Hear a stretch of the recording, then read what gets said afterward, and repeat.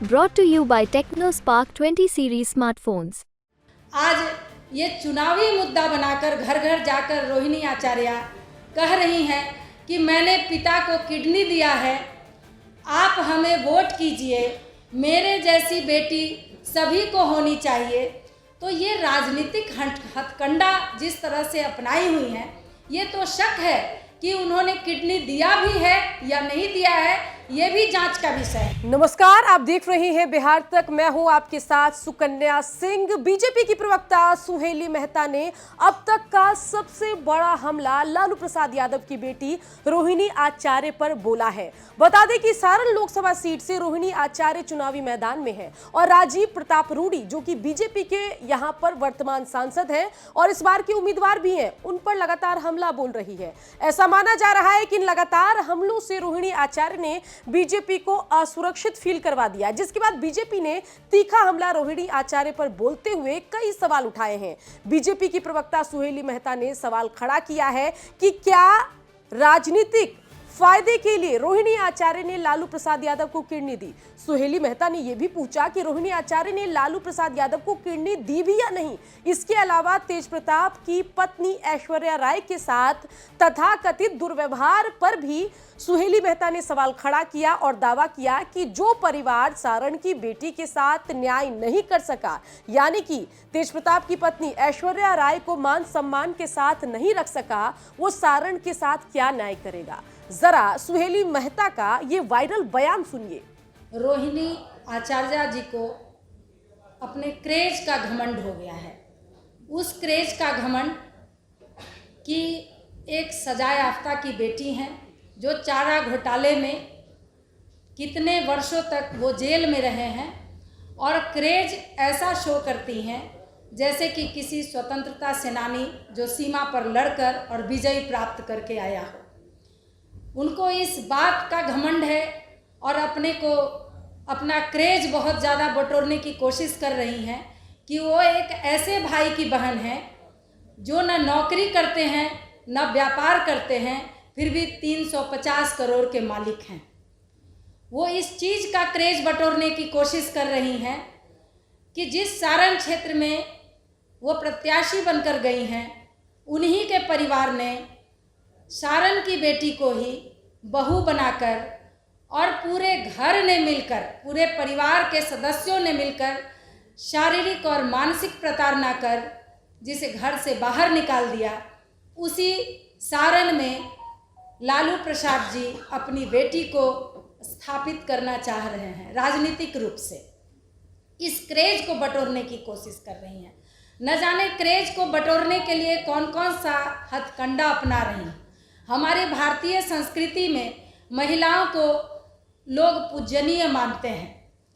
बेटियों को लोग कहते हैं कि बेटा से ज़्यादा सेवा बेटियां करती हैं अपने माता पिता की, और सब करते हैं, भले ही पुरुष प्रधान देश हों।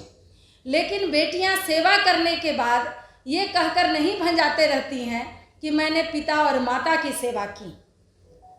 पिछले साल जिस तरह से रोहिणी आचार्य ने अपने पिता को किडनी दिया, जान बचाई, ईश्वर करे लालू प्रसाद जी स्वस्थ रहें, लेकिन जिस तरह से आज ये चुनावी मुद्दा बनाकर घर घर जाकर रोहिणी आचार्य कह रही हैं कि मैंने पिता को किडनी दिया है, आप हमें वोट कीजिए, मेरे जैसी बेटी सभी को होनी चाहिए।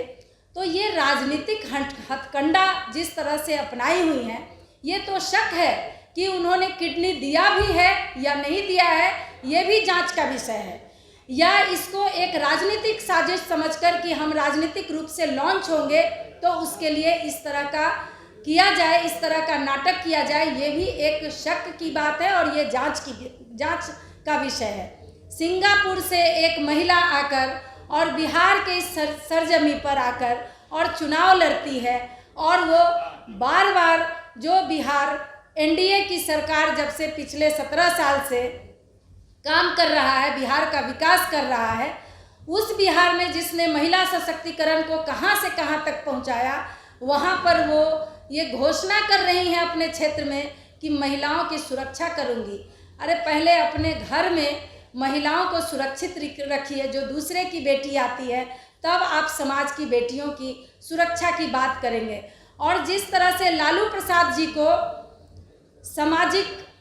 सामाजिक प्रणेता और सामाजिक न्याय के नेता कहे जाने वाले लालू प्रसाद जी, आप अपने परिवार में भी न्याय नहीं कर पाए, बेटी और बहू में अंतर किया, तो आप फिर समाज के न्याय की बात क्या करेंगे।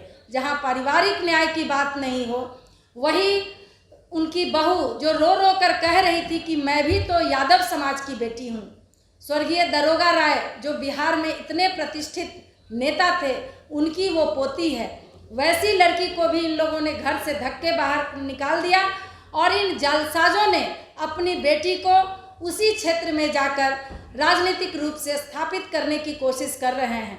सारण की बेटियां, सारण की बहुएं, सारण की माताएं इन लोगों के इस जालसाजी का और जिस तरह का नाटक ये लोग कर रहे हैं, इसका जवाब निश्चित रूप से सारण की जनता देगी।